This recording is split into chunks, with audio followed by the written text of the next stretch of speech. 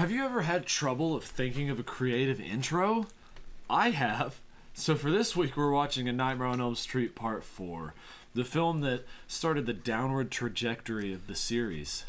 I hope you're excited. I am. This is the first one. Like, I liked 1, 2, and 3. This is the first one that I was, like, 10 minutes in. I was like, oh, this is going to be painful to watch. I think it's fine, just because I liked it when I was young. Like I said, all these movies were very nostalgic for me when I was younger. It definitely gets worse. I know that. But, like, this is the first one that's downhill. Yeah.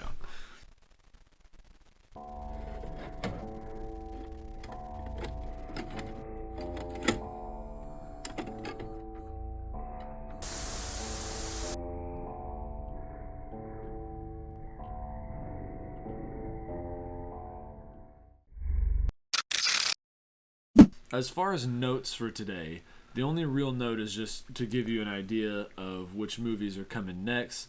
We're doing the next Nightmare on Elm Street after this one, Part 5. And then we are going to do the next 2 Friday the 13th movies. And that's the next 3 episodes, just so you know ahead of time. Now we're going to move on to the cocktail.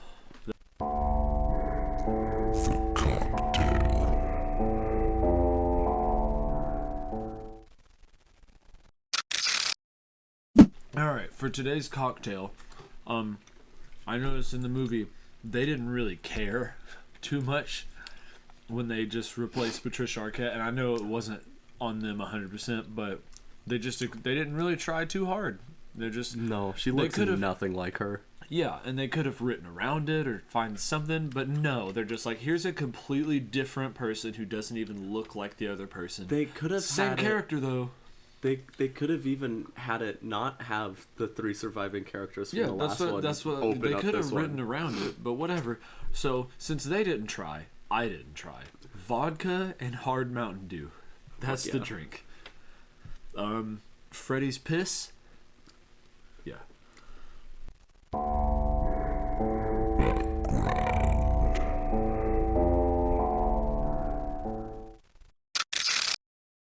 For a little bit of background, A Nightmare on Elm Street 4 was released in 1988, just a year after Dream Warriors, which is a hugely fast turnaround. That explains a lot about why it's so bad. Yeah, that should explain the quality. It was written by Brian Helgeland, William Kotzwinkle, and Ken Wheat, with a story credit going to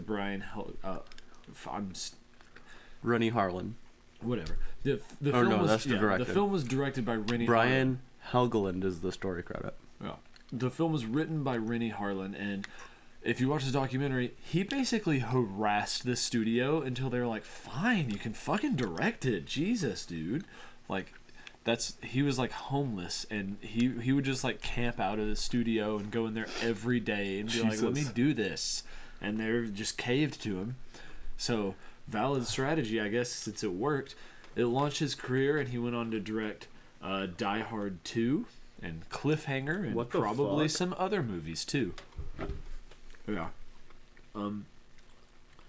Lisa Wilcox is the star. She stars as Alice Johnson, who becomes the new lead in this movie. As we mentioned before during the cocktail, Patricia Arquette was unable to return, so actress Tuesday Knight steps in as Kristen Parker. She looks nothing. I mean, I guess they have the same color hair, maybe, but that's about it. They have some other returning people from the previous movie, which is nice, and then, of course, some new people. At the box office, The Dream Master grossed $49.4 million domestically, which makes it the highest grossing film until we get to Freddy vs. Jason. Okay, but like, that's entirely banking on the expectations from the first 3. This movie does not deserve that. Yeah. Like you'd buy tickets before you know if the movie's good. Yeah. Part 3 was very fantasy horror, as we mentioned in that episode. This one is like 80s pop culture horror, if that's a genre. And it gets more into 80s pop culture in the future installments as well. Yeah, this is the first. Well, 3 is the first one where he starts kind of becoming more wisecracking because you got the "Welcome to Primetime" bitch line. This is the one where he really starts getting a little goofy. Yeah, he was already huge into in the pop culture zeitgeist, if I'm using that word correctly. I don't want to sound like a dick, but yeah, this is where even more and more, because this is where he became more of a comedy guy, which I like parts of it and I don't like parts of it, so go back and forth on that. And it's not that good, so into the movie.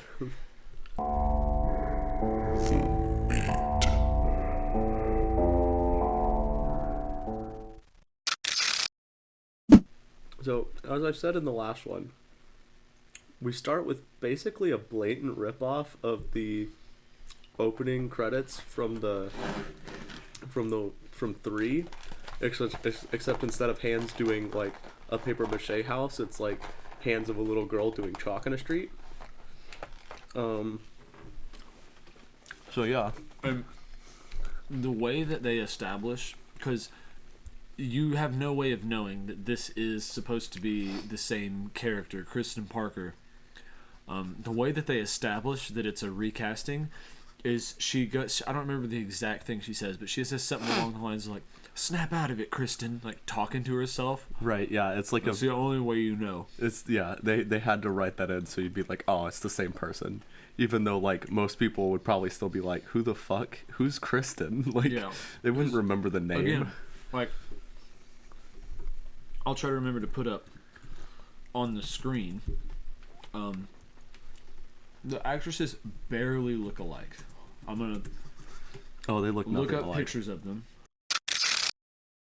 They don't look similar. They look absolutely nothing alike. Very different looking people.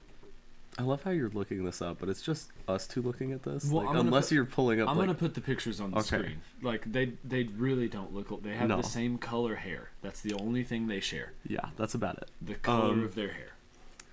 But anyways, so yeah, little girl doing chalk. She's drawing the Elm Street house in chalk on the walkway outside of the Elm Street house, which is a weird choice. And then I honestly didn't pay that much attention with the opening because people were talking, but yeah, Kristen goes up to the house, and a little girl warns her that Freddy is coming, and then she's pulled inside of the house. In the house, she panics and she accidentally pulls Joey and Kincaid into the dream. Isn't this kind of similar to the opening of the one before?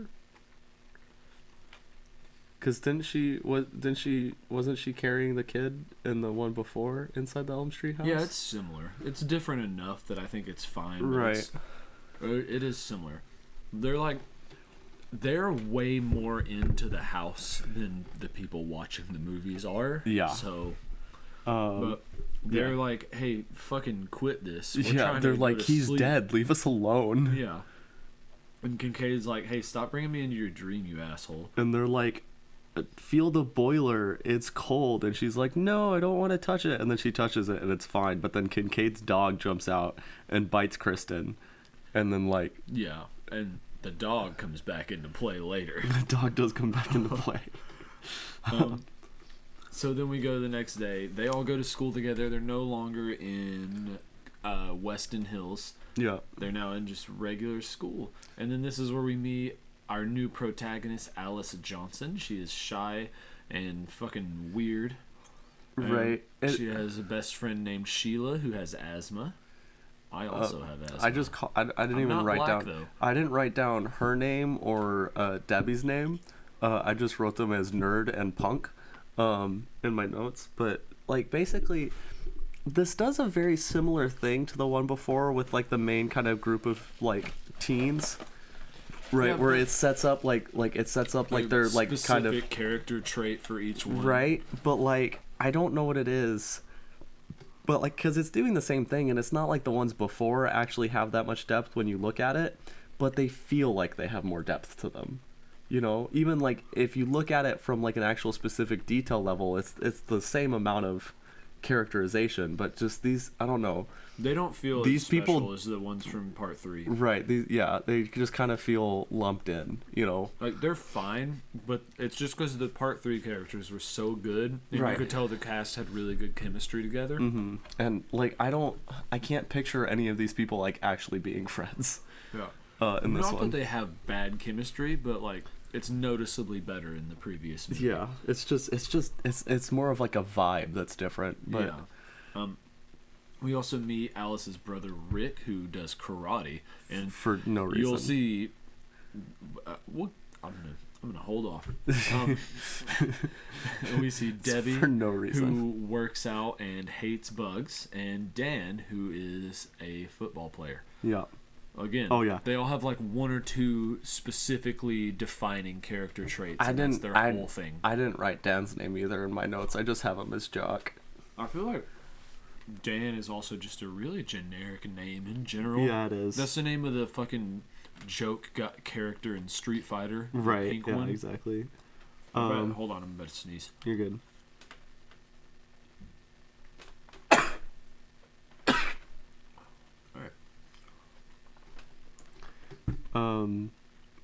But yeah, so Rick is really into bad, lonely garage karate. That's the only way I can describe The it. karate only goes downhill from here. It does. He's got like a fucking Daniel from Karate Kid headband for no real reason other than for them to like use it as like a prop later. This movie came out. When did this come out? 1988. This when definitely- did the Karate Kid this come out? definitely It's would have just been trying after. It's just trying to capitalize.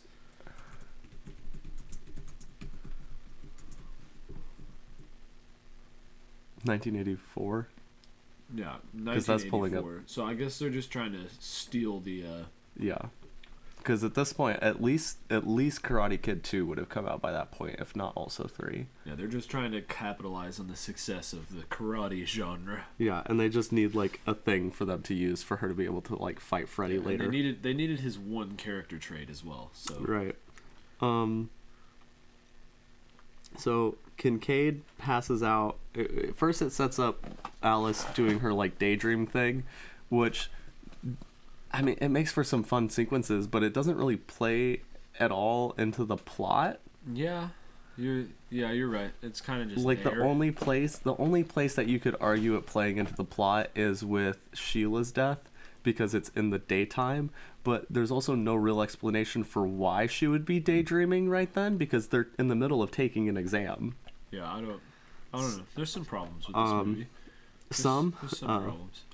But anyway, so that's where it sets up her daydreams, because she like daydreams about like fucking like smashing her dad's bowl, because like he shows up late from work and she like gives him some like veggies for dinner and he Yeah. gets pissy about it. Yeah, and she really just throughout this whole movie, she just gives me a real weird vibe. Yeah, like I don't know if it's like that actress's acting choices or if it's something like the Yeah. director told her to do. She seems just but very like she's unsure of herself. yeah, it's just very Yeah, her face just like she's doing weird things with her face a lot of the time where I'm like, what emotion are you feeling? Like I said before we're filming, she reminds me a lot of, I guess it should be the other way around because this movie came out first, but she reminds me a lot of Anna or Anna, whatever, Ferris in the first Scary Movie. Yeah.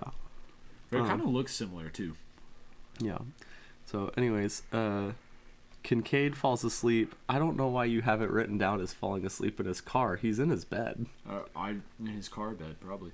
He He wakes up in the junkyard where Freddy's bones were buried, and then That's why you have it, because he wakes up in the he wakes up in the trunk of a car in the junkyard. and his dog pisses fire. I don't know why.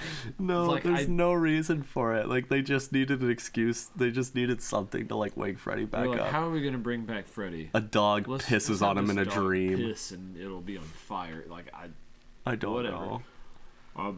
Freddy comes back and reconstructs himself, and Oh, it does. The way it's done is. super cool. It's like in Hellraiser, and that comparison Right. is not original. I mean, they're using the exact same technique. Like, they've got like a wax thing that they melt, and then they play the footage in reverse to make it look like it's reconstituting. Like, I mean, that they do that in all sorts of movies. There's even like a horror movie with Snoop Dogg called Bones that also does a similar thing. Like, it's... Yeah, and then Kincaid fights back, but Freddy kills him, and he dies. And he dies so quickly, and it's fucking dumb. In the documentary, like I've said in the last episode, the actor for Kincaid is hilarious. And he's talking about how he's telling him, well, don't buy tickets if you're going to see me, because I'm only in the first 5 minutes. And he's like, well, you got to get in there. If you're late, you're going to miss me. So you better get in there right when it starts. I love him. Yeah, that's fucking great. But also, this thing is stupid, because like after Freddy gets out of the thing, Kincaid like runs off. And then Freddy's like lurking around the junkyard looking for him, and it's just like, this is a dream. You're Freddy Krueger. Yeah. You can teleport. Why are you lurking around this junkyard until fucking Kincaid pushes a car on top of you? Yeah. Like, what? And another thing that bothers me, it doesn't bother me that much, but it does a little bit. Like Joey's about to die next, and it just... Sorry. Before we do that, I have one last thing I wasn't to complain getting to his Kincaid. death, but I was just complaining. Like, I don't... Go for it. I love these characters, and I'm glad that they survived, but I don't like that they survived just to die immediately in the next movie. Right, you could have done more with them. It's been maybe 10-15 minutes of screen time. There's no reason to kill them off that quickly, because they were, like, such good Joey barely spoke at all. Joey doesn't even get a chance to... He barely gets any lines in this one. He doesn't even get a chance... At least Kincaid gets to use like his dream strength by like pushing the car. Yeah, and like we said before, Joey's power in the last movie was that he could talk in his dreams. He can talk in real life in this one with no problems. So he just doesn't have a dream power anymore. Yeah. But anyways, the thing that pisses me off, right? In the dream, Freddy stabs Kincaid in the chest, and then when Cade wakes up, he's just like grabbing at his chest, but there's no blood, there's no stab wound, even though in every movie before this, it's clearly established that when they get stabbed in the dream, they get stabbed in real life. Yeah. You also just called him Cade, but that's okay. Oh, Kincaid, sorry. Anyways. Then we got our Joey's death. He's got a waterbed, which is sick. Sorry. Right before that, there's a very small scene of Kristen drinking a soda in bed and then lighting and smoking a cigarette. This scene is only here to set up something later, but I just wanted to point it out now. And then we go to Joey. They probably just wanted to put it there, not only to set up, but because they're like, all right, let's kill him, and then let's immediately kill him. So they just wanted to have something in between. A little break, yeah. But then we go to Joey. He's got a sick-ass waterbed. He falls asleep, and then in his waterbed, he sees a naked lady. Oh, it's from his Playboy poster. Yeah, because he loves naked ladies. Mm-hmm. They did the effect in, I believe, the same way as they did the bathtub effect in the original one. She swims up and pushes her boobs against the waterbed. Because. And then, then she turns into Freddy, because that's his favorite thing to do to Joey, is to be a naked lady and then turn into Freddy. He bursts out and drags Joey into the water. I'm surprised they didn't do anything like this in the fucking second one. Because that one's also, like, very... I don't care about the naked lady, but I want more of just someone, like... someone thinks someone's super hot and then they just turn into Freddy. I think that's funny. Yeah. But then he kills him, and then the waterbed turns to blood, and then his mom comes in and she's like, "Oh, she what doesn't come in yet." Hold on. First, we see Alice feeding a fish and looking at her mom, and then Rick telling her that she like needs to stand up for herself and tries to teach her how to do like a karate kick. And then we see Joey's mom. Because he's a karate expert. Because he's a karate expert, yeah. I'm only bringing this up because it's literally just here to set up stuff later. Yeah, and because they need another little break, which I don't know why they would need a break here. Right. But whatever. Then like after that, then we see his mom comes in and the waterbed is like red because it's and he's like his body is like floating like inside of it. Yeah, it's which doesn't make sense either, with how these deaths normally go. But you it's don't- better than Kincaid, and it's also a really cool visual. You don't really need to think about logic when it comes to these movies, so... You do when one starts blatantly ignoring the rules set up by the ones before. Well, that's a problem that only gets worse, so... You know, that's 100% true. A fucking Freddy's Dead is really bad about it. Anyways, I'm just gonna say, I think that we both have to stop eating. yeah, I know. I'm gonna. Sorry. Get these away. Get this away from us. I've noticed that when I'm eating, I talk way slower, and I have to take a lot of pauses. Right. So, Alice finds Kristen. Kristen's freaking out because she can't find Joey and Kincaid.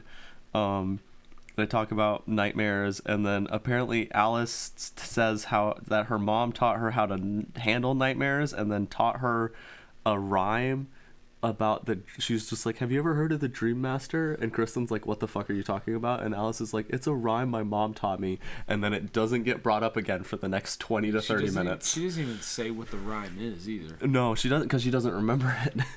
You don't find out what the rhyme is until the end of the movie. And I have more complaints about that I will get to then. Wow. Not the best movie. So then Kristen, she falls asleep. She goes to the Elm Street house because it's the most important house in the franchise. Wait. Before we do that, sorry. Before we do that, I was trying to see where we were at in my notes compared to yours. They go to class. Kristen notices that Joey and Kincaid's seats are empty, so like she freaks out and hits her head, and then she wakes up, and she bumps her head. She wakes up in the nurse's office, and the nurse over her is just Robert Englund and Nurse Drag. Like it's like you could tell immediately. You're like, that's just fucking Robert Englund, and then it turns into Freddy. He really likes. And then he really likes to be women that turn into men. Right, and then she wakes up, and it's the real nurse. Freddy Krueger, transgender icon. And then we also get. Hold on, where are you at? Oh wow, no, there's still a whole lot before that. Well, actually, this stuff is kind of pointless. It's just showing that like Alice is into the jock dude more because it did it earlier. You're also establishing that Alice and the punk are waitresses at this diner, which is also pointless. Well, the diner comes into play a little bit later. Rick and Kristen show up and tell Alice that Joey and Kincaid are dead. Kristen blames herself, and then that's when they go to the Elm Street house. Still not there yet. Yeah, just to clarify why the notes are different. Just like the last episode, I had to watch this the day we're filming, and I was not able to take notes, so I had to go back and add notes later. So my notes are a little all over the place for this one. Right. But anyways, so that's why I'm here. So that's my whole purpose. It's the only reason I'm here. Hey, the last few episodes I did really well. It's just you did, this one yeah, I did not. yeah. I was not able to. It's been a busy week for both of us. Anyways, so they go to the Elm Street house, and then Rick explains the Freddy legend to the jock as if the audience has never heard this before. Exposition. And then this is where Alice remembers part of the rhyme for some reason, and it's like, now I lay me down to sleep, master of dreams, my soul I keep. Which is like, what? One, it's blatantly just that like one like kind of like common bedtime prayer, and they just added in master of dreams for some reason. That's all they've changed it. But anyway, so Kristen's mom shows up and yells at her to get away from the house, and then but then in the background you see the mom drive off before Kristen actually leaves, which is weird. Another classic bad Elm Street parent. Right. I feel less sympathy for the parents every movie I watch. In right. This movie. Well, They're especially all pretty fucking shitty parents. Yeah. Well, especially Kristen's mom, because she's being a fucking bitch, and like, Kristen says something about like two of her friends being dead, and her mom doesn't acknowledge it at all, and just acts like her daughter's being fucking crazy for no reason. Yeah, I'm surprised that they didn't just let Freddy kill more of the kids. Right. Because they're like, so shitty of parents. They really suck. But anyways, so Kristen realizes that her mom drugged her, tells her mom that she was like, you just murdered me, and then like runs upstairs to try and keep herself awake, I guess. But she passes out while she's dialing Alice's phone, And then, does that have the beach? No, it doesn't. Whoa, there's a big gap there. Anyways, so this is more, like you said, the 80s like pop culture reference horror stuff here, because it's the beach. And she's on a beach sunbathing, and then you see in the water there's a shark fin, but it's actually Freddy's It slowly glove. turns into Freddy's glove, and then Freddy it goes comes into out the of sand. water. Yeah, he could, into the sand. It's silly, very silly. He Also, explodes out of the sandcastle. we're filming 2 of these in a row, so alcohol has been had. So my we're articulation skills are not great right now. We're also quite tired.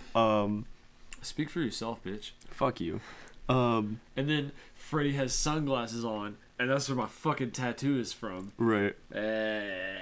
Oh yeah, shit, that is that scene. Oh yeah, that's fucking Except great. it's got the vapor wave in the sunglasses. I really like. That's actually tattoo. awesome. It's very, very expensive. But anyways, so Kristen just starts sinking into the sand, and then so Freddy just kind of like steps on her head. Yeah, and then she falls through the sand into the house. She falls into the Elm Street house, yeah. And then they have a classic chase into the boiler room. And then Freddy's about to fuck her up, and she unintentionally pulls Alice into her dream. Well, yeah, because he's like taunting her to do it. He's like, do it, call one of your friends, do it. Yeah, and then as she dies, she gives Alice her powers. Yeah, it's like really weird because she just like runs at him for no reason, and then he like throws her into a furnace, and I know what it is about Alice. She just seems confused 100% of the time. Right? Yeah, that's the issue. Yeah, you're 100% right. That's what it is. But which, I mean, fair, because this movie is insane. Yeah. But anyway, so Kristen like pops up in the furnace, and she's just like, "You're gonna need my power," except she's got like all this burn makeup on. And then like you see a light come out of the furnace and into Freddy, and then out of Freddy and into Alice. And then and then Alice just wakes up in bed, and then she goes to the mirror and then finds a Polaroid of Freddy and Kristen, and her mirror is covered in, because like they've got this like her character arc, right? And it's set up earlier with her brother trying to teach her karate, and he mentions like the fact that her mirror is like covered in photos of other people, so she can't ever, and it's not like technically it's not just other people because she's in some of the photos, but like she can't see herself, and so like every time someone dies she like pulls off a photo of them, and then she can see more of herself. So they're trying to do this like character arc of her finding herself. Dies, she like gets part of them as her ability, right? Which is weird. Which also doesn't play into the like it's like, how does that play into this character arc? Maybe that was her dream power, right? And then she also got Kristen's dream power, right? So they had some idea about doing this character arc for Alice where she has to like find herself. But it just doesn't really make any sense, and it's not really well done. Too many different things into it, and it just made it confusing. But anyway, so she finds the Polaroid of Freddy and Kristen, and then Rick shows up, and they're like, "Oh, we have to get to Kristen's house." And then they see the fire through the window, and then Alice and Mom and Rick bust in, and as you just see like Kristen's like corpse hand, like where she's like burnt to death on the thing. And then they cut to another. They cut to a shot. It's like a 2-second shot of Kristen's grave, and it just has her name on it. And then it immediately cuts to Alice watching home videos at home, and it's just like, what was the point of this cut to the grave? Because they really like funerals and graveyards in these movies. It's their favorite. It's like we knew she was dead. You didn't need to show us the grave. Like we could tell from her fucking burned up body. It's pretty obvious. Yeah, and then but she's watching home videos, and her brother Rick doesn't want to hear about the Freddy stuff, and then it cuts to Alice meeting the nerd in the bathroom. Sorry, Sheila. Asshole. And then she's wearing glasses, so you know she's a nerd. Right, and then she repeats a line about like eye bags that Kristen had said to her earlier, because Kristen was just like, "I see we're carrying the same luggage," and Alice is like, "What?" And she's like, the under your eyes. Same. And then Alice repeats that to Sheila, and then she like pulls out a cigarette and goes to light it, and she's like, "I don't smoke." And so literally the whole point of the smoking scene is to was show for you this. that she's getting parts of other people. Right. But I feel like that would have been fine if you had done either just the cigarette or just the line about the eye shot, like the eye bags. You don't need both back to back. It's confusing. It's fine. And then we immediately kill Sheila. Yeah, they're in school doing a test. I don't know. Does Sheila fall asleep, or does Kristen fall asleep, or have like a You mean Alice? Yeah, Alice. Or does she have like a? It's incredibly unclear. I'm not entirely sure. She has one of her daydreams or something. I'm assuming it's Alice having a daydream and then Sheila getting brought in. That makes the most sense. This makes the most sense, but it's not clear at all in the movie. Yeah, Freddy is in the dream. He mocks her for having asthma, and then he goes, "You want to suck face?" And then he sucks all of the air out of her. Yeah. And she turns into a full-bodied, shrunken head. Which in real life, she just has like an asthma attack. Yeah. It's fine. Like, it technically makes sense if we're matching the rules of like how you die but like they should happen at the same. The thing for me is that like the problem with this one is less that she has an asthma attack in real life, and that's what kills her, and more about the fact that like she's very clearly dead in the dream, and then it cuts to her being alive and then dying. It's like, no, those should be happening simultaneously. Yeah. Anyways, still it's still not as bad as the Kincaid thing, where he's just like, does he have a heart attack from getting stabbed? Like, does he just have no blood? Does he only have blood in the dream and not blood in real life? Yeah, like, no, he doesn't have blood. He doesn't need it. He's too badass. Right, and then my next note, since I had to take the notes after is Debbie's death. So okay, I know so before that happens before that. Right, before that. So Alice says it was Freddy. The punk yells at her. Alice realizes that she pulled Debbie. Alice realizes that she pulled Sheila in like Kristen had pulled her in, and then she freaks out and runs off. Dan the jock tells Rick that he's like, wow, Kristen's story seems to be really getting to her. And Rick goes, I don't know if it's a story. Look at us. We're dropping off like flies here. Also, Debbie's a dick. Debbie is a dick. And then Dickhead. Alice is like brushing her hair, and then there's no explanation of what this thing is. Because in the bathroom scene, it has Sheila showing this like thing. It looks like a fucking handmade taser, I guess. Showing it to Alice and being like, I made this for Debbie because she doesn't like bugs. But there's no explanation of what it actually is. Some sort of bug zapper, I guess. But anyway, so Alice is looking at that, and then she takes the photo off. Then we're at the diner at night again, and then the jock comes in and they talk for a minute, and Kristen's like, since the last of the Elm Street, Alice, sorry. Kristen's dead as shit. Kristen is very dead. Alice tells the jock that, like, since Kristen was the last of the Elm Street kids, maybe Freddy can't get to the new kids unless there's someone to bring them to him, which... What a fucking leap. Like, what... Right, it doesn't make... Get that It doesn't make any sense at all, but, like, they need it as a justification for this movie. Yeah, it's one of those things, like, I don't want to criticize someone's script writing, because I'm not good at writing scripts. I was thinking... That's a... It feels like a better way for her to figure that out. Right. And she just... That's probably what's happening. I feel like they wrote a script and then just went with the first or maybe second draft. Like, first or second draft is what this feels like. Maybe even there was something in it that explained it more. And they were like, well, we gotta cut that for time. Cut that out, right, something. Yeah. But anyways, and then the jock just leaves without really saying anything. I think he should have said, see you, bitch. And then there's like... hopped out the window. There's a pointless locker room scene where, like, Dan the jock, like, some shithead says something about, like, Rick having, like, a crazy crazy dead sister. Girlfriend and a crazy sister, and, like, the jock slams that asshole into a locker and then talks to Rick. And it's a pointless scene. There's no reason for it. Then we have...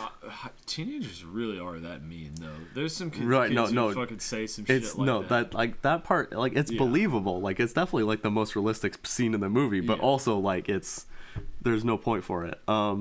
Then I think it's Bob Shea cameoing as a teacher. Yeah, or at the very he cameos. I don't know if he's in every single one, but he is kind of. He's like in two and in this one. He cameos. So Bob Shea's cameos as the teacher, and then just you kind of hear in the background him talking about dreams and two gates, like a positive dream gate and a negative dream gate, and the dream master guards the positive gate, and like it's Fucking literally Dream just Master. here for like a line that Freddy says later. And it's one line. I don't know why this is in here. It's pointless. But He's all right. They've both just been. then we get like to a week ago, and they're still coughing. right. Then we get to Rick's death. So that's out of order. Are you sure? Yes, because this is Rick's death. Rick's death well, next. Rick's death is the most fucking ridiculous thing I've ever seen. Oh in my life. god, it's fucking insane. And the reason is like they ran out of money, and they were like, well, we already filmed Rick's funeral because we love funeral scenes. yeah. So their solution was Rick's death is now gonna be him just fighting a fucking invisible Freddy. Yeah. God, they don't even show Freddy at any It's point. just invisible Freddy. They don't even show him, and he's like, "Oh, I'm gonna turn invisible." He's just invisible the whole. He's just karate fucking fighting. time. Like he's like invisible, getting his ass kicked. It's And then so like, bad. and then Rick like, and then he does like, he says like a line where he's just like, "You're supposed to have." He says like, "You're supposed to." It's some rip off Karate Kid line.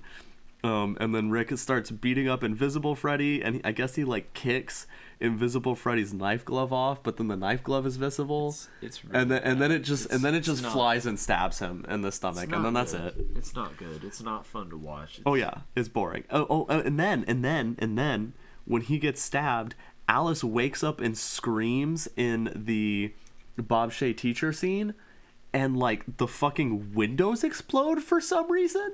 I don't know. Don't even ask me. This is like Friday the 13th logic right here. Right, they just explode for no reason, and then it's not acknowledged because we just immediately cut to Rick's funeral, and then she has like a daydream about him not being really dead, and then climbs back in. Let's see. Oh yeah, and then the jock asks if she's okay, and then they turn around to leave. And Debbie's like, "I don't spend hours working out to let some Night Stalker beat me," and it's like, Yeah. She that's her only personality trait. yeah, she works out, and she doesn't like bugs. Don't forget that part. She doesn't Like bugs, yeah. which relates to her death. That's Right. why they establish it. But to be fair, her death is pretty cool. Her death is pretty cool. I have notes on that. Are we to it yet or no? Almost. The punk gives Alice a spike bracelet. It's like a good luck charm. And then Alice repeats Sheila's like mind over matter motto to show that like, I guess she has Sheila's power now. But like that's the thing I was going to complain about. Like, even though some of the powers were kind of stupid in the last one, like, you know, like being the wizard and the acrobats thing, it's Being like able to at least they speak. were actually powers, right? Yeah. Because in this, like, Kristen has powers, but she never gets Kincaid or Joey stuff, and like doing karate is not like a dream power. Like her brother, like, I mean, as bad as it was, like he actually did karate in real life, you know, And then like Invisible Freddy. right, and then fucking Alice saying mind over matter. That's not a power. That is. That's a statement. No, that's a power. Like, She really lives and breathes by that now. like it's so pointless. Like this whole like absorbing the powers thing is so pointless because there's no powers. Like all she gets is acrobatics and karate, and that's it. And then punk clothes when Stevie dies. That's the next power is punk clothes. Yeah, that's yeah, that's we don't need to say more about that. Right. So Alice pulls out her brother's headband and nunchucks and then starts like swinging around the nunchucks. To show you that she can now do karate. Right. But also this is entirely pointless because it's not pointless. It's entirely bad because it's very clearly like a body double because you only ever see her back actually see her from the back actually doing stuff, and then anytime you see her from the front, it's her face and you can't actually see anything. Yeah, it's just her face, and occasionally you'll see a flash of the nunchuck in the corner, and it's just that she's clearly not doing it. That's clearly somebody else. No, she knows karate. And so, yeah, the jock is waiting for Alice outside the diner because her dad tries to stop her from leaving to meet up with them like they're supposed to. And then the punk is in her workout area. Alice sneaks out to the house. Debbie. Sorry, Debbie. Her name is Debbie. Alice sneaks out of the house. Not to body shame, but Debbie sounds like a fat person. Alice sneaks out of the house. And then she shows up at the diner, but there's no jock. She goes to a movie theater. She gets sucked into the movie. And then this old cleaning lady that this old lady is cleaning Freddy's glove behind the counter, and then they turn around and it's Alice, and because it's doing this thing because people said earlier, it's you don't want to work here your whole life, do you? And it's playing into the whole character arc thing about her finding herself. I don't know, it's dumb. And then old Alice sets down a pizza. Freddy shows up. Old Alice sets down a pizza with a bunch of screaming faces for the meatballs, and then Freddy stabs it. Freddy stabs it. I think it's supposed to be Rick, the one that he stabs, but he stabs it. He picks it up. He goes, "I love soul food," and then it's great. I'd be afraid. I want to. And then the door blows open. Right, he tells Alice to bring him more. The door blows open, and you see Debbie in her workout room, and then Alice wakes up. And then she runs to the diner in real life, and then finds the jock, and they climb in the truck. And then this is where we're kind of cutting back and forth between Debbie's death and basically while Debbie is dying, they're doing this loop. So you see the same scene 3 times as they confuse me. Right, when I was they younger. Get right because they. I get it now more. Right, right. When I was younger, I didn't what the know fuck is going on, right? Because they get to their house.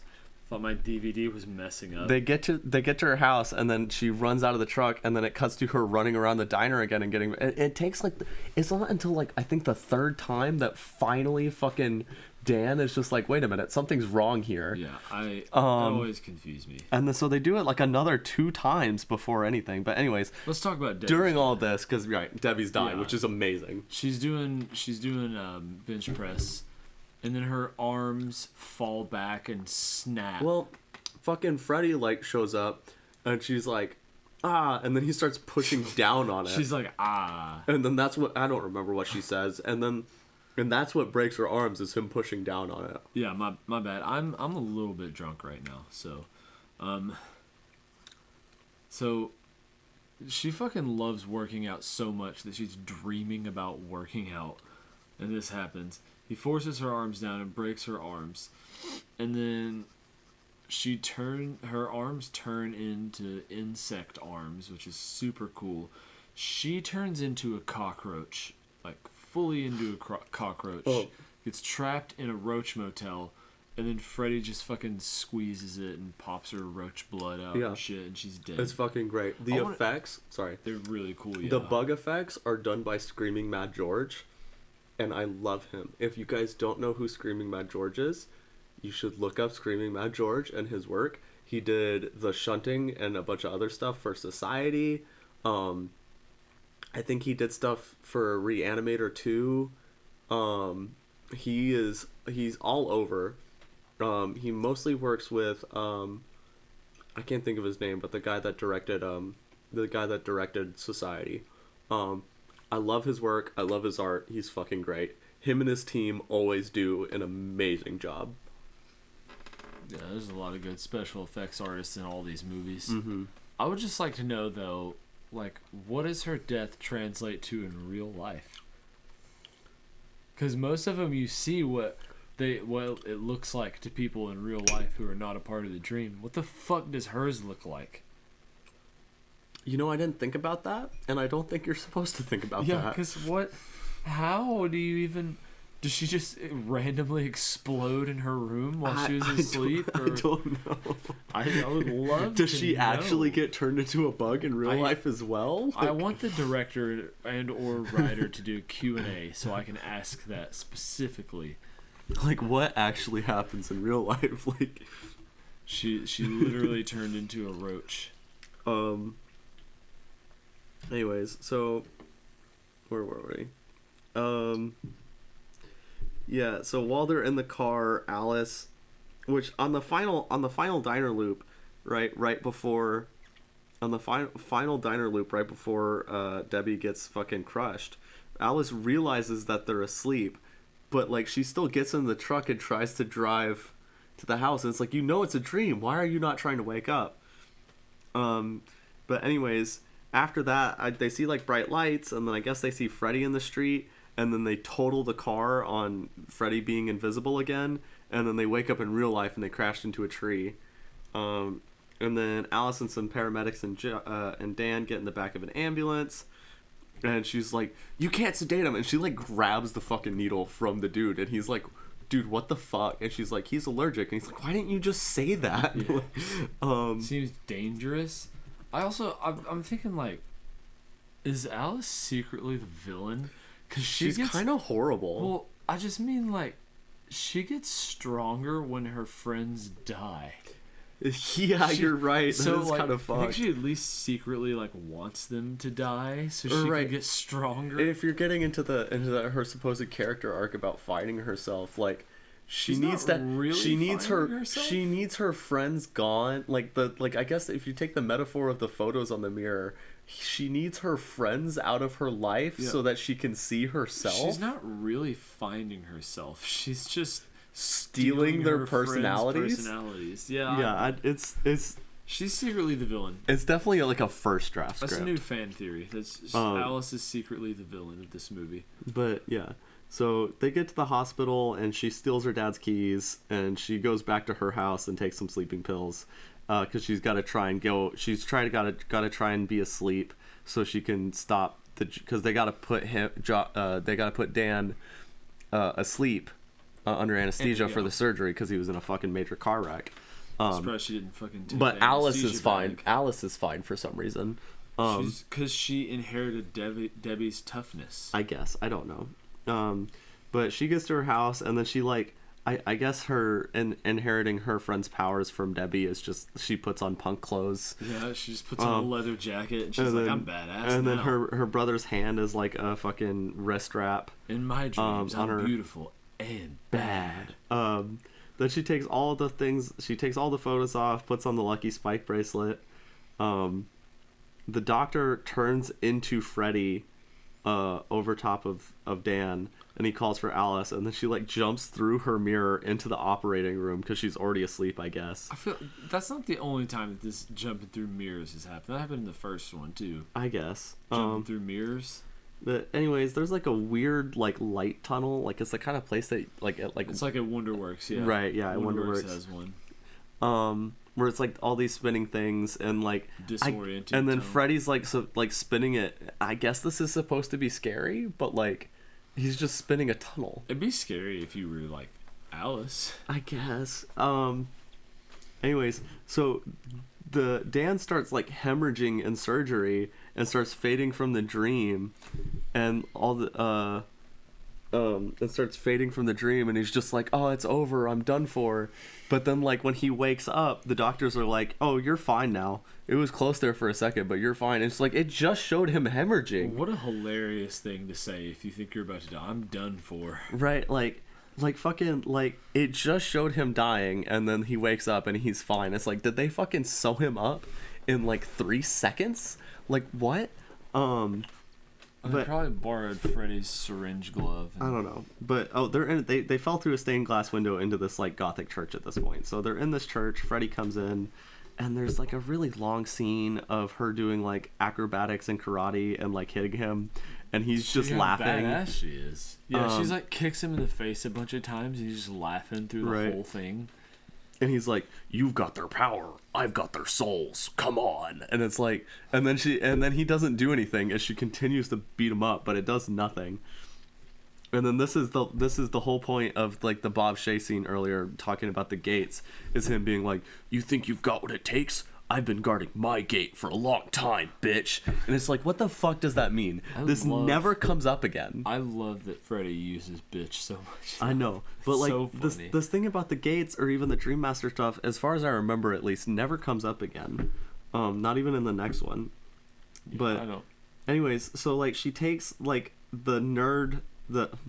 She takes Sheila's like bug zapper thing, which we haven't seen for probably at least a half hour at this point. She takes that out and then like pulls a cable from like a pillar in the church. Creates a makeshift fucking right. Ghostbusters. What's plasma, whatever. I forget what they're called. God damn it! Now I'm disappointed in myself for not knowing what it is. But anyways, so beam, she like some kind of beam. The proton beam. Yeah, proton beam. But anyway, she blows a hole through Freddy, and then he just like waves his hand, and it's gone. So like, what the fuck was the point of that? And then he like knocks her down in one hit, and then she finally remembers the full rhyme, and it is the stupidest thing I've ever heard, because it's basically a Deus Ex Machina, and like they try to like quote unquote set it up with them like her mentioning it towards the beginning, and then like a little bit later mentioning, right, like her remembering the first part. But those are the only 2 times it gets mentioned, and then it doesn't get brought up for probably 40 to 50 minutes. And then all of a sudden she's like, "Oh, I remember it now. Now I lay me down to sleep. Master of dreams, my soul I keep. In the reflection of my mind's eye, evil will see itself, and it shall die." And then she grabs one of the broken stained glass mirror window things, and then shows him his reflection. That's how he dies. But that's a pretty fucked up rhyme to say to your kids before bedtime. That is a fucked up rhyme. That's a really fucked up rhyme. It doesn't even really rhyme that much. Like it doesn't flow at all. No. And it doesn't make any sense. And it's literally just like a Deus Ex Machina thing, because like you haven't heard about this for almost an hour. Anyways, the whole Dream Master thing is the stupidest thing ever. This is not the strongest movie in the franchise. No, not at all. But anyways, so there's a really cool like long scene of like all these like arms of the souls trying to crawl out of his body, and then they like grab his like finally like grab like his jaw and like bust his head in half, and then like all the souls escape, and they're like, "Thank you, Alice." Oh yeah, I forgot about that. Chest. Yeah, he's got tits in his shoulder. And they built like a giant version of his chest for this scene. Right, because they have like the actual cool. faces. Yeah, they had actual actors inside of the fake chest. Yeah. And there's I can't remember exactly what the story was, but I think at one point it fell over, and like someone got like seriously injured in it. That makes sense. Something like that. Yeah, but it's super cool effects still. Right. So his fucking clothes just fall empty to the ground, I guess, and the souls think Alice as they escape, and then she's like, "Rest in hell," and then kicks his glove, and then she just walks out of the dream church. And then it's got Alice and Dan walking by a fountain, and he sleeps fine now, but she still struggles to sleep for more than a few hours. This scene is kind of pointless. And then he like flips a coin into the fountain for her to make a wish, and she's like sees Freddy's reflection for a second, and then he's like, "What'd you wish for?" And she's like, "If I tell you, it won't come true." And then it's just them walking away over the credits, and the ending is kind of pointless. Yeah, it's a movie. It's definitely a movie. So I guess now we talk about our immediate thoughts. Our thoughts.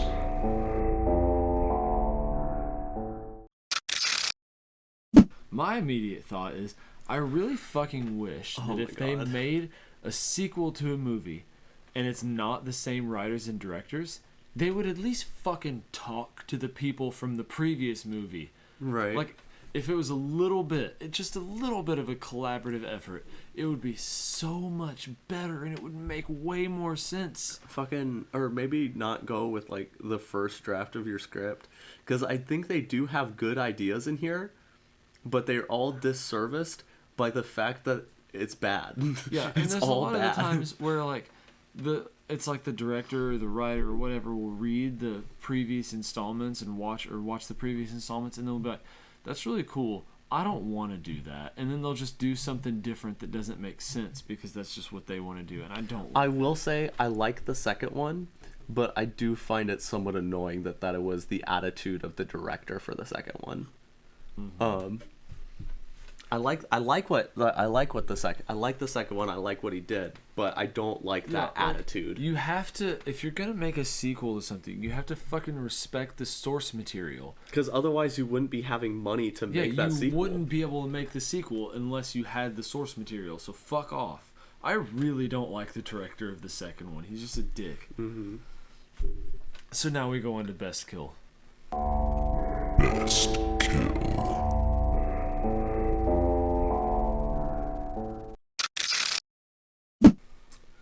Best kill, definitely not the suck face one. Definitely not the karate one. It's gotta be Debbie, right? Yeah. Because I mean, mostly Freddy's death is pretty cool. Freddy's death is I always forget about Freddy's death. I always think about the victims. I would put it. I may be biased towards Debbie's death just because I'm a really big fan of Screaming Mad George. I think Debbie's death probably is the best. I'm just trying to think of the other one. I'm trying to remember all of them. I know we just talked about it, but I'm still trying to remember all. There's Kincaid died from being stabbed. Kristen burned Joey's alive. is kind of fun. Joey's is actually really cool, yeah. But it's also really short. Because he kind of just gets drowned when you think about it. And it's mostly like the reveal that's cool and the lead up to it with like the girl inside the waterbed. Yeah, I think I'm going to go with... Yeah, I think I'll go with Debbie's, yeah. I think that's the best one. Mm-hmm.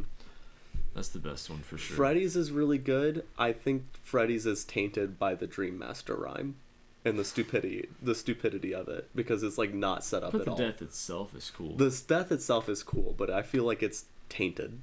Yeah. For me personally. Like I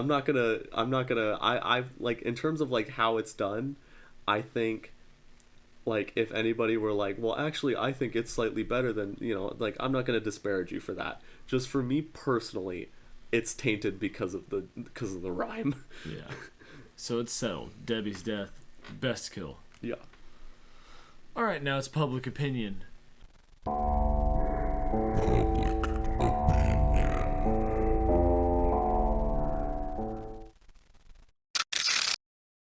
A Nightmare on Elm Street for the Dream Master. On Rotten Tomatoes, it has a 43% out of 100,000 plus ratings. Weirdly, I don't care about the critic rating, but weirdly it's higher with a 55%. That's an odd. Yeah. That's odd. On IMDb, it has a 5.6 out of 10 with 65.7 thousand reviews. The top review being by someone named Smells Like Cheese. Good name. So let's, as we always do, read one or two one-star reviews. Depending on what these complaints are, I may actually agree with a one-star review for once. I don't know about one star. Like, I mean, I wouldn't. The things they say in the review, wouldn't put it at but one star. No. No. Yeah. I would definitely. It's no. Just wait until we get to Freddy's death. This review was submitted on March 11th, 2007. It is titled Another Pointless Sequel. Way to go, Nightmare 4, and ruining a totally perfect ending in Nightmare 3. I don't know about perfect, but okay. No, it definitely ruins the ending of Nightmare 3, but like I would not call the ending of Nightmare 3 perfect. Yeah, no. This film, along with many others, parentheses, Highlander 2, Terminator 3, and anything in the Alien franchise after Aliens, goes ahead and totally ruins everything the heroes in Nightmare 3, parentheses, which I believe is the best nightmare of them all. What's with all the parentheses in these reviews? I don't know. They gotta have all this extra detail, and they don't know any other way of adding it in. In the first 10 minutes of this horrible film, the kids who survived the previous film and find themselves rubbed out by Freddy. What? I agree. Maybe don't word it that way. I agree that I don't like that they die immediately. One must ask themselves this question: why? Why is it so necessary that films today have to create pointless sequels? I feel like the answer is obvious: money and no art. Previous Nightmare film, Nightmare 3, was done by Wes Craven, a true horror artist. It wasn't really done by Wes Craven. No, he had like he did the story basically. He did the original story that was altered heavily. Right. This film, on the other hand, was done by people going for the built-in audience. He didn't even direct it. And yeah, I know. Like, what the fuck is this person talking about? He was involved a little bit. I wanna agree with him. I wanted to kind of agree with him, but like, there's like, other than some of the little things, I wanted to agree with this guy. And then he said, but the previous film, Nightmare 3, was done by Wes Craven, a true horror artist. And it's like, you're right, but also he didn't do that one. That wasn't him. They do bring up a problem that's still a problem, is like everything is motivated by sequels. And right. I'm not gonna like I said in the previous episode. I think that there's a lot more passion for the story and the franchise from New Line in this era when they make decisions, but I'm still not gonna pretend that they're not motivated by money. No, they're for sure motivated. Like, they're definitely motivated by money, but I think it's more than just money, which cannot be said for all studios. Yeah. And then we'll read one more 1-star review. This one is from August 28th, 2005. Worst nightmare movie in the series. Just ahead of time, it's got parentheses also. Oh my god. I'm usually very tolerant when it comes to horror movies. Until recently, number 4 had been the only Nightmare on Elm Street movie I hadn't seen, and now I wish I hadn't seen it at all. That's valid. Within 5 minutes of the movie starting, parentheses, not including credits, I felt like stopping it. Yeah. No offense to any of the actors. No, I actually agree with the that. The acting was terrible. I was wondering why Patricia Arquette wasn't playing Kristen, but my guess would be that she read the script and would have wanted to burn it. My main hate of the movie is the plot. Spoiler. The 3 surviving characters from number 3 are killed within like 10 to 15 minutes of each other. Not even 10 to 15 minutes of each other. 10 to 15 minutes of the film.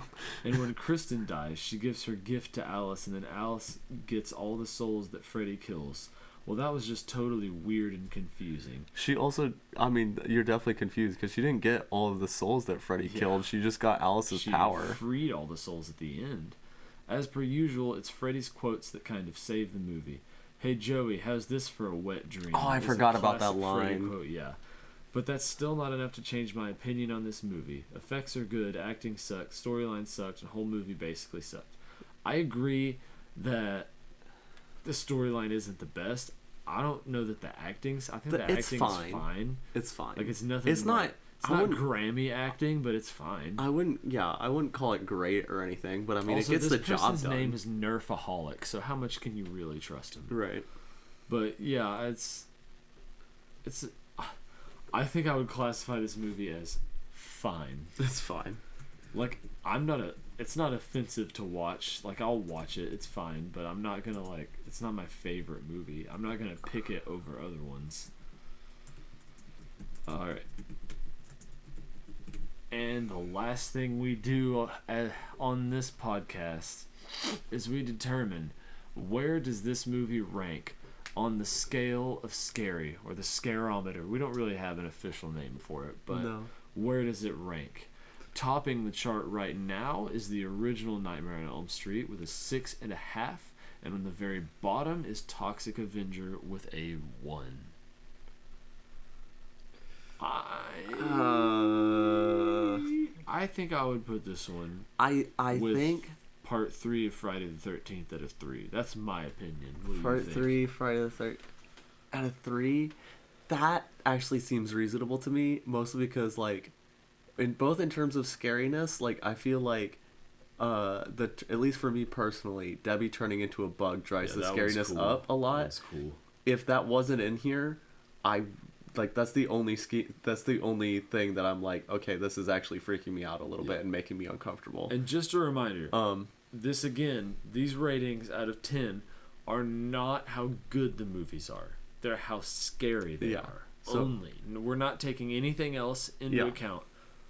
Only how scary it is. That being said, also in terms of, I know this isn't how we're supposed to rank it, but also in terms of like whether like my willingness to rewatch it, I would rather rewatch Chud and Demonic Toys than rewatch this, to about the same level as Friday the 13th Part 3. So both in terms of scariness and whether or not I'd actually rewatch it, it still ends up in the same place.